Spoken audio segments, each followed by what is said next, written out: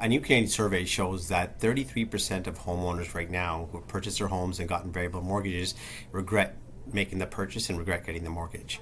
And actually, 21.8% of people, like the article above me says, are in a position right now where they're unable to afford their mortgage payments.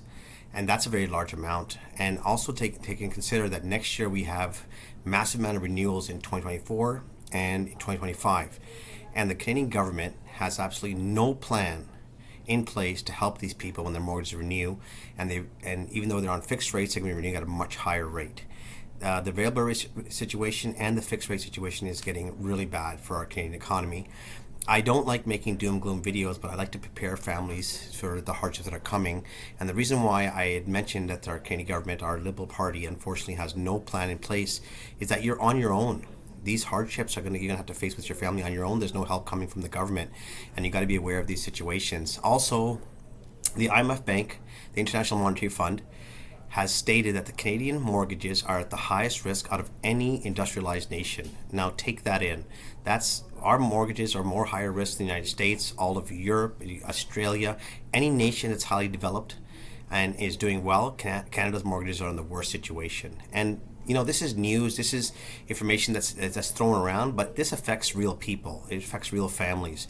And down on the ground, when we look at the real economy, people are struggling not just with their mortgages, they're struggling again like with their grocery costs, their fuel costs.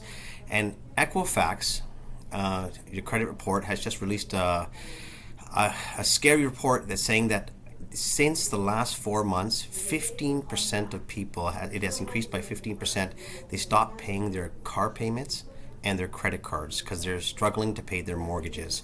Now, these kind of problems are not just going to go away. This is not, fear mongering like, hey, the sky is falling, but these are realities we're facing. And come September, we do feel like the home prices are going to show signs of major weakness, and we could see the prices start to come down in September. I get asked this question all the time. When will we see more effect on the prices, pressure pushing them down because of the rates? I think come September, next month, we're going to start to see that pressure increase.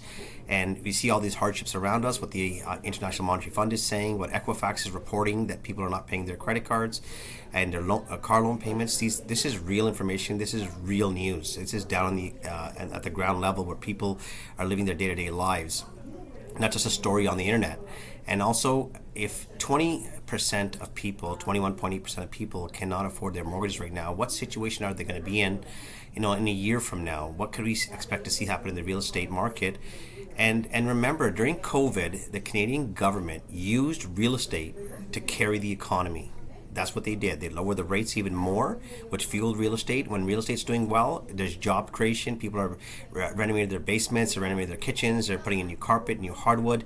This creates a huge demand for labor, and real estate has done that. Now, we set a record at increasing rates over the last year, and that's put everything to a halt. We're seeing major layoffs in the labor market, in construction market, and we could see this to continue into next year. So, work hard for your family, figure out what you got to do. If it's better for you to get your house on the market and get it sold, do it sooner than later, because coming into next year, if the inventory goes much higher, you'll have a lot more competition. The home prices could be lower for you.